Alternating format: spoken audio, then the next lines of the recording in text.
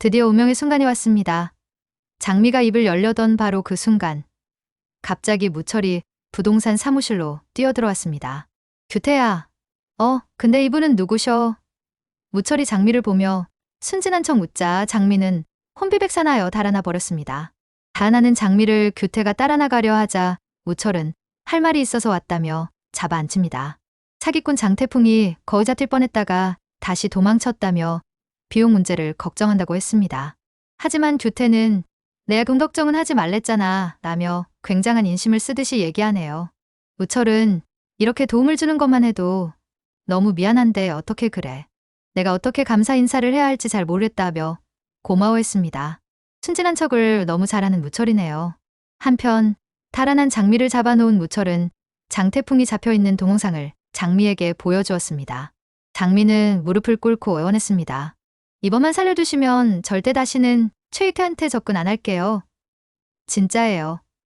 그리고 따지고 보면 저는 장태풍이 시키는 대로 꼭두각시 노름만 했을 뿐이지 오빠 돈을 가져간 것도 아니잖아요. 참 염치 없는 장미입니다.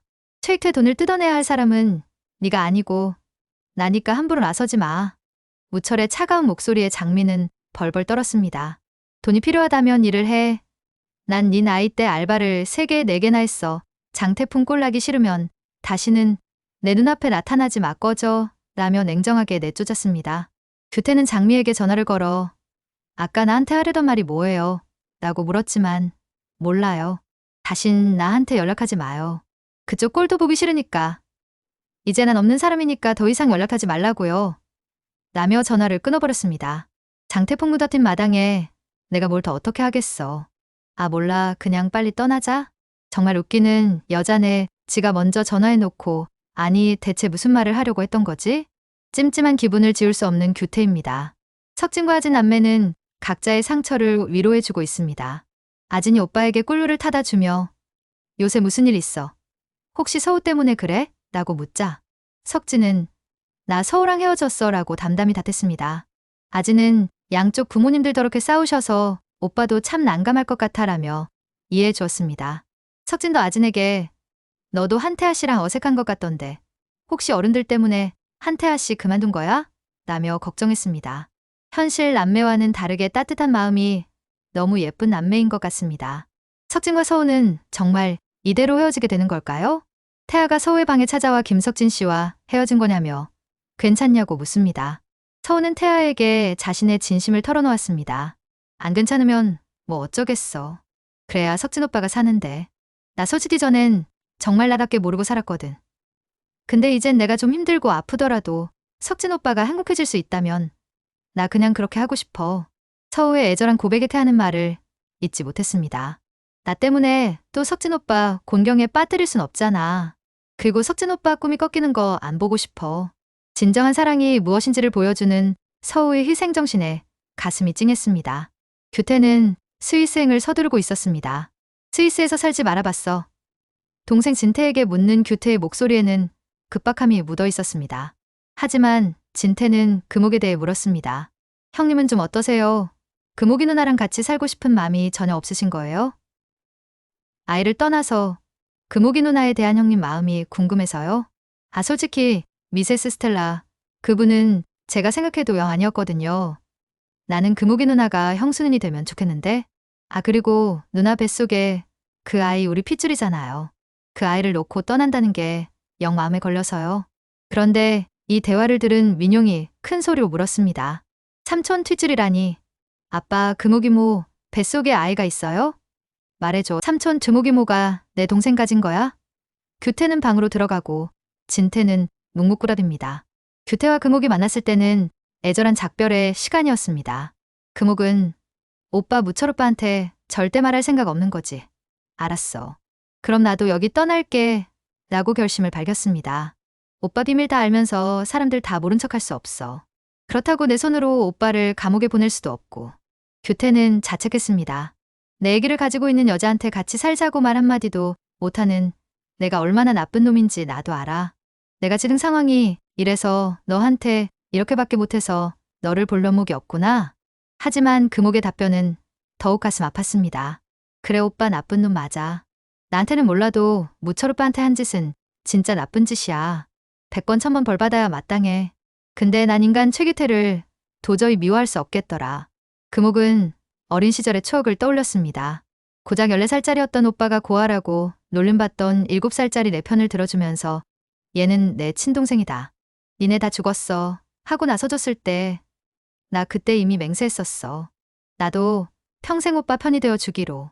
오빠가 나한테 그랬던 것처럼 나도 평생 오빠 옆에 있어 주기로. 그러니까 더 이상 나한테 미안해하지 않아도 돼. 대신 평생 무철 오빠한테 속죄하면서 살아 알았지. 지금이라도 가서 용서를 빌라고 하고 싶지만 오빠 가게 내놓을 때 내 가게랑 내 집도 같이 내놔줘. 이런 깊은 정이 있었기에 금옥은 규태를 끝까지 감쌀 수밖에 없었던 것입니다. 무철과 대식의 만남은 한치의 양보도 없는 냉전 상태였습니다. 여전히 합의할 마음 없지. 무철의 질문. 대식은 미쳤냐. 내가 합의를 하게 라며 단호하게 거부했습니다. 하지만 무철의 다음 말은 충격적이었습니다. 보증금 1억이 없어서 사정가정하더니 손에 몇백억을 쥐니까 눈에 뵈는 게 없냐? 너 후회할 거야. 대식은 복권 준 기억밖에 없다더니 보증금이라? 여 의구심을 품었습니다. 무철의 기억이 돌아온 것을 눈치채게 되는 걸까요? 금옥은 병원에서 충격적인 소식을 들었습니다. 아기가 좀 작네요. 요즘 스트레스 받는 일 있으세요? 의사의 걱정스러운 목소리에 금옥은 네, 조금요. 라고 답할 수밖에 없었습니다. 산모님은 초고령이기 때문에 조심하셔야 해요. 유산이나 조산의 위험이 있으니까 각별히 조심하세요. 스트레스가 태아에게까지 영향을 미치고 있었던 것입니다. 금옥이 병원을 나오다가 산모 수첩을 두고 와 간호사가 챙겨주는 모습을 해숙이 우연히 보게 됩니다. 산모님 뭐? 정말 네가 임신을 했단 말이야? 해숙의 놀라움에 금옥은 솔직하게 인정했습니다. 어머나 세상에, 어떻게 그 나이에 임신이 되니? 너 대단하다 얘. 아 그러니까 더 궁금해지네. 아니 그 대단한 애 아빠는 누구야? 아이 그래 불편하면 말 안 해도 돼. 아우 어쨌든 축하한다. 더 놀라운 것은 금옥이 해숙에게 던진 질문이었습니다. 언니 저도 궁금한 게 하나 있는데요 혹시 복권에 당첨되셨어요? 해숙은 마시던 물을 금옥에게 뿜어버렸습니다. 어머 미안해. 근데 너 그거 누구한테 들었어? 혹시 미자가 그래? 라고 반문했습니다. 금옥은 떡집 사장님이 미진이가 딸이랑 마트에서 하는 얘기를 들었다며 얘기합니다. 해숙은 밥부터 먹자며 상황을 모면하네요. 대식은 규태를 만나 얘기합니다. 최규태, 너 그거 알아? 무철이 지금 나한테 당첨금 내놓으라고 소송 걸라고 그런다. 그래도 너 뭐 느끼는 거 없어? 하지만 규태는 너 또 나 협박하는 거야? 아무리 그래 봐라. 내가 눈 하나 깜짝 하나. 나 곧 떠날 거야. 그러니까 그때까지는 조용히 있는 게 좋을 거야 라며 자리를 뜹니다. 그런데 대식이 갑자기 걔를 부여잡으며 약을 먹습니다. 대식이 몸이 많이 안 좋은 걸까요? 한편 무철은 장태풍을 만나러 왔습니다. 어흥에 모셨어요? 저 이제 풀어주실 거죠? 풀어주실 때 됐잖아요. 제 돈도 다 뺏어가셨고. 라고 묻는 장태풍. 그는 이미 무철이 오기 전부터 손에 묶인 끈을 열심히 끊어내고 있었습니다.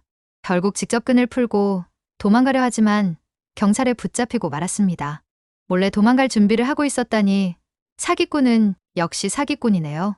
경찰은 무철에게 감사 인사를 했습니다. 덕분에 장태풍과 악질 사기꾼을 검거할 수 있었어요. 감사합니다. 증거들이 무철에게 유리한 방향으로 가고 있어 무철의 혐의도 벗겨질 가능성이 높아졌습니다. 무철은 기뻐함도 잠시 경찰에게 어떤 사람을 고소하고 싶다고 얘기합니다. 마지막 순간 결정적인 발견이 있었습니다. 미자가 빨래를 정리하다가 우연히 서류 하나를 발견해 보려고 하는 순간 금옥이 부뚜막에 다녀오는 길인데 언니 생각이 나서 포장해왔다며 집에 찾아왔습니다. 미자는 그런 두목에게 차를 대접하겠다며 자리를 뜹니다. 금옥이 탁자 위에 서류를 보고 깜짝 놀랐습니다. 23빌딩?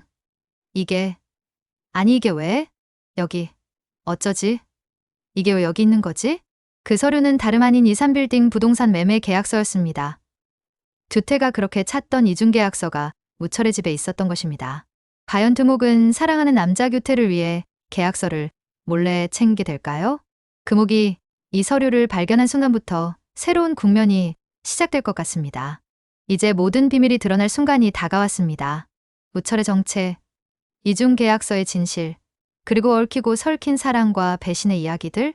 규태는 스위스로 떠나려 하고, 금옥은 홀로 아이를 키우려 하고, 무철은 모든 것을 알고 있는 듯한데, 과연 이들의 운명은 어떻게 될까요?